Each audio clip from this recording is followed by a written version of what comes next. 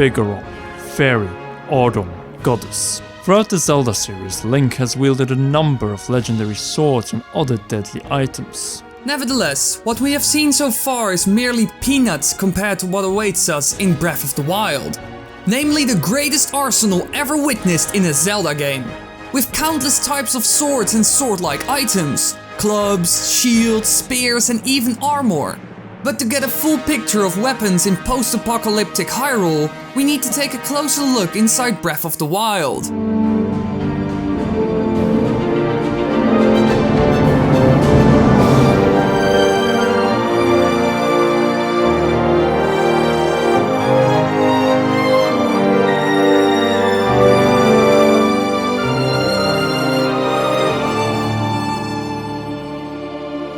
Since the introduction of Hyrule and the Great Plateau in The Legend of Zelda Breath of the Wild, one of the most significant convention changes is tied to the organization of items. From one menu of designated items in past Zelda games, the traditional pouch has this time been divided into a total of 6 classes: weapons, bows and arrows, shields, armor, materials, and food.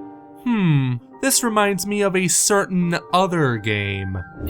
As we all know, collecting food and culinary skills will be tested in the game and is key to efficiently replenishing health, as no hearts will appear in the grass. Nevertheless, this is not a cooking show, so let's get over to where it counts, namely weapons.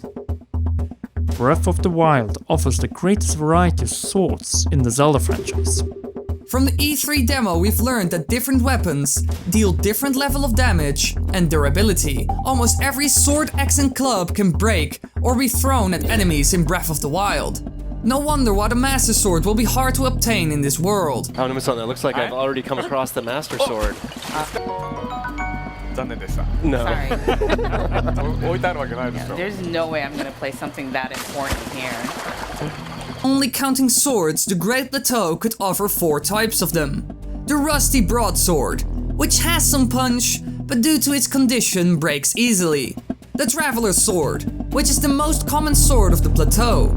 A durable blade, but not too powerful. Of the heavier type, the Plateau had the heavy two-handed claymore and finally the powerful soldier's broadsword, which was once wielded by the soldiers of the Kingdom of Hyrule. In addition to the traditional swords, a number of other weapons were present in the demos, such as the Fire Rod, the Iron Sledgehammer, 2 spears for both travelers and soldiers, and tools like the torch, the fragile Korok leaf for blowing, the iron and the woodcutter axe for felling trees. An inclusion to the game brought back and expanded upon from the Wind Waker is claiming or looting weapons from enemies. The demos did as well demonstrate these unconventional weapons such as Boko Club, Boko Spear, or even Estel Bokoblin's arm. Beginning from the 2014 E3 reveal, bows have been signified as central to the gameplay of Breath of the Wild. Demo was no exception, as an entire class in the pouch is designated for bows. The Great Plateau hit 4 types of bows with varying strength. From the weaker Boko and Traveler's Bow, to the more powerful Spiked Boko Bow, and the made for conflict Soldier's Bow. Similar to the remaining weapons, bows have different durability and will over time deteriorate, break, and even burn up when held too close to a source of fire. But what is a bow without arrows? Thankfully, Breath of the Wild has an abundance of them, ranging from traditional arrows, fire arrows, bomb arrows, to the new energy arrow. What is noteworthy though is that fire arrows, bomb arrows, and the new energy arrow are separate ammunition from the traditional arrows. As a result, you will not deplete traditional arrows when using the fire arrow or vice versa. And bless it, since you wouldn't like to run out of energy arrows when facing an activated guardian.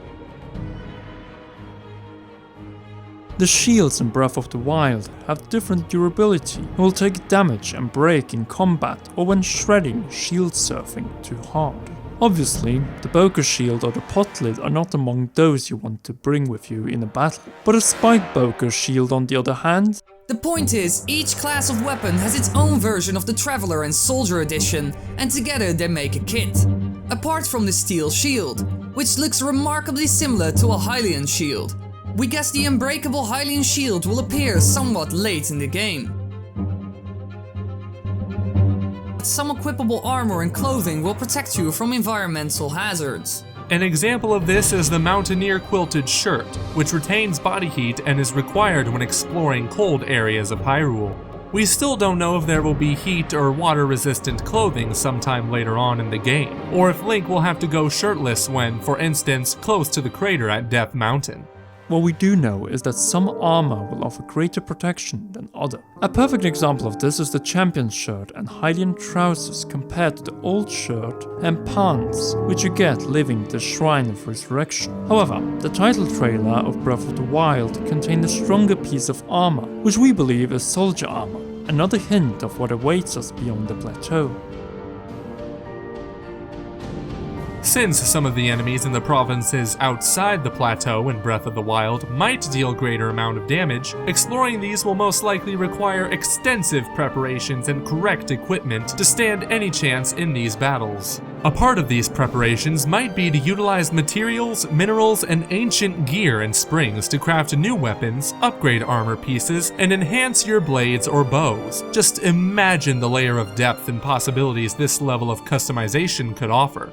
With tougher opponents and challenges waiting outside the Great Plateau, it is natural that deadlier and more durable weaponry and armor will be appearing along your quest to claim the Green Hero's tunic, the indestructible Hylian shield, and finally, the legendary Master Sword to take down Calamity Ganon and free Hyrule from the shadow of darkness with fire and sword. With that in mind, we will give you the following choice for the next episode of Inside Breath of the Wild. Do you want us to talk about shrines and dungeons, or transportation?